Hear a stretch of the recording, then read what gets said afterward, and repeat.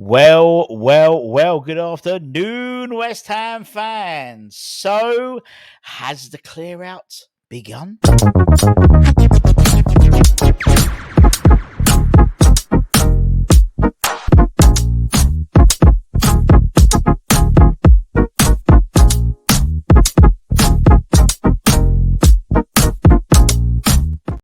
Yes, everybody, what's the West Ham Network? Hope you're all safe and well. Happy Thursday. We are getting there, my friends. We're getting there. We're getting closer to the start of the Premier League on Saturday against Aston Villa at the London Stadium.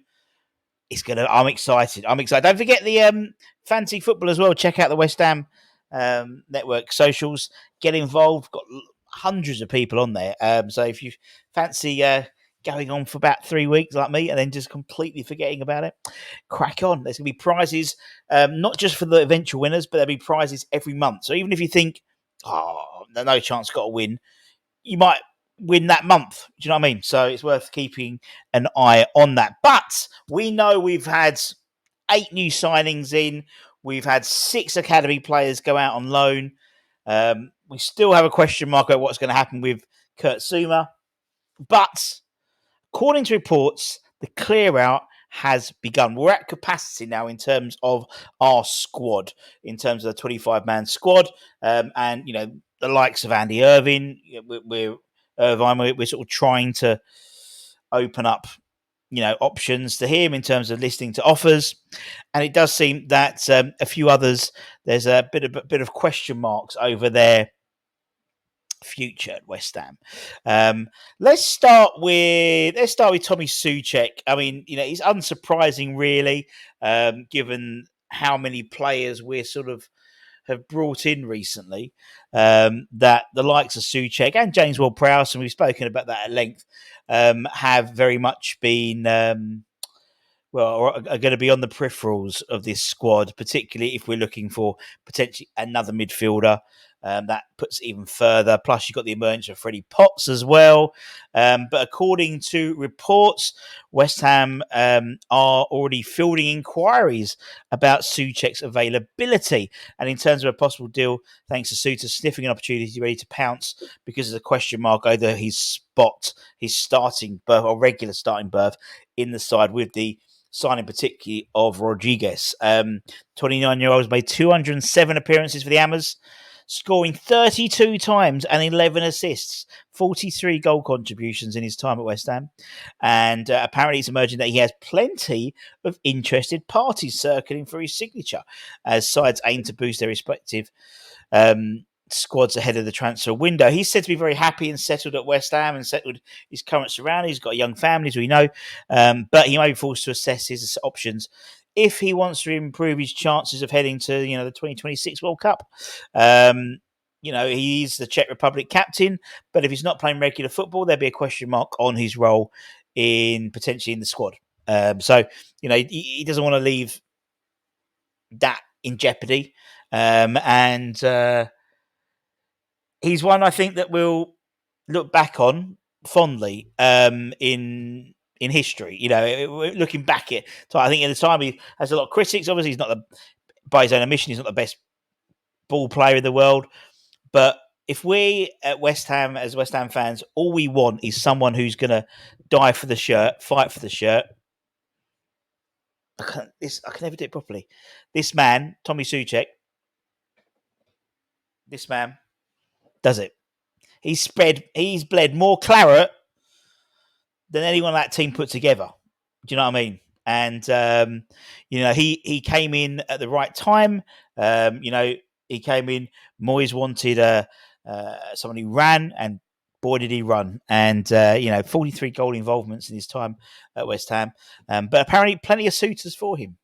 Fenerbahce being one of the sides looking out. A lot of Turkish sides are looking at him and Vladimir Sufel. I'm not going to talk about Sufel today because there's been no real new news about that. But as I said, there's been new news about Mr. Souček. And then let's look at the defence.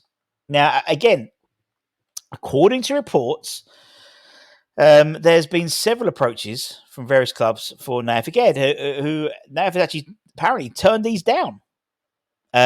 He's quite happy at the moment, by the sounds of it. coming into the end of the season, into the transfer window, it was very well. It wasn't a secret at all that he had a desire to leave.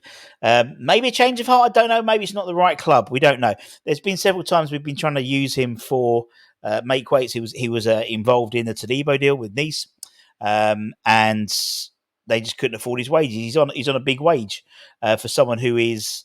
Going from the Premier League back to League R or La Liga. Atletico Madrid are interested in him, but that was very much just a loan deal. They may well come back in for a maybe a loan with obligation to buy potentially. I think West Ham would allow him to leave with a loan with obligation in a similar way to we led Tilo Kehrer to leave.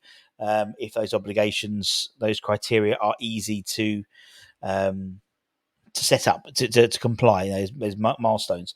So it does seem that there might be some movement on Naif as well. And finally, back in that centre defence, Dinos Mavropanos. His name is so long, I had to make it yellow so you can see it. Konstantinos Mavropanos.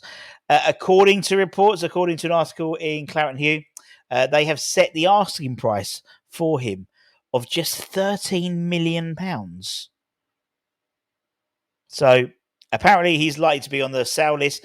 He has done a great pre-season. Lopetegui originally, I think it was at Wolves, maybe Sevilla. He was looking at buying him, but clearly he's seen enough, and he's happy for him to be moved on. Now, could it be seen as the first signing that Tim's brought in which hasn't worked? I don't know. He's been a bit inconsistent, let's be honest.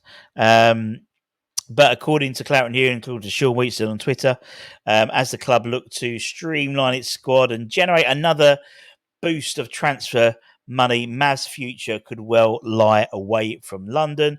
The club is believed to be seeking around £13.6 million, who still has 4 years left on his contract. As I said, he's shown glimpses of what he can do, but it's been very inconsistent. I look back at the Bristol City game, in the Cup particularly, and the emergence of others, as well as bringing in the likes of Max Kilman, Jean-Claude, has made him more likely to be on the surplus to requirements. Maybe a similar situation, maybe for Vladimir Sufil as well. Now, obviously, by selling the likes of Mavropanos or Aguerd, that generates money. If you're looking for 13-40 million quid for Mavropanos, 20 million maybe for Aguerd on today's market, possibly. That's the best part of £35 million, which could be reinvested in terms of bringing in another centre half. Obviously, we're looking at free signings as well, the likes of Mario Hermosa from Atletico Madrid. Trevor Chalobah is still on the peripherals, and no doubt as Nathan Zeze from Nantes as well. So a number of players. We've still got the likes of Caelan Casey there as well. So it seems that, and we spoke about this before actually, rather than do the complete reverse that West Ham have always done, where we sell players before we bring them in and wonder why we are short in departments, we've brought in some 8 new players, complete 3/4 of a brand new back four, new central defence, CDM. We brought in 2 wingers, so to speak, in Luis Guilherme and in Craig Somerville, Nicholas Falcock up front as well, the Falk. So a number of players been brought. Now it's a case of, okay, well, now we need to look at this squad, and the likes of, I don't know if anyone paid reference to Wan-Bissaka when he signed, but obviously Wan-Bissaka came in wearing a number, with the 29 shirt, which was obviously the number that Mr. Andy Irving was given literally a week earlier. Andy's now got number 39, but 29 was AWB's number, so he apparently graciously gave it to him. What a man. What a man is Andy Irving. But I think we're going to see, as I said, the likes of, 6 players out on loan, academy players, likes of George Earthy, Bristol City. Callum's already goal and an assist, 2 goal contributions in one game for Huddersfield. PK played, Michael Forbes played. Recently, you've got Levi Lang's been playing. So I'm sure there'll be another cut out. I won't be surprised if the right loan comes about. But I think we're just going to have a little bit of consolidation for a week or so. I think get this first game out of the way. See how the dust settles. Maybe Aston Villa might loosen up there, with John Duran on a loan of obligation, maybe. I think we're going to see a second wave, a second dip. I think it was in Claret New as well. I said, yes, was it yesterday or the day before, that they expect more signings in. So could we get 10? Could we get 11? Could we buy a whole new side before the January transfer window slams shut? We'll wait and see. Anyway, keep an eye on the channel. Hammers headlines later on today. And then we start the build-up for the Aston Villa game. How exciting. Take care, stay safe, stay warm, stay humble. Keep the faith, my friends. And don't forget, we've got the West Ham Network Extra channel. And Tom was on there yesterday talking about what next for Antonio. And Alex is going to be having all his previews. He's got an Aston Villa fan coming on, previewing the game and stuff like that. So make sure you subscribe to the Extra channel as well. As well as if you want to become a channel member, don't forget we've got the channel membership as well. It's a bit like another channel, but not. It's all in this channel, that makes sense. But members get exclusive access. They also get a weekly podcast, which will be kicking off as the season starts, as well as ex-player monthly chats as well. The likes of, Tonka and Sebastian Schemmel and Scott Minto and all the greats. All the greats. But anyway, take care. Stay safe. Stay warm. Stay humble. Keep the faith, my friends. And I'll see you soon. Much love.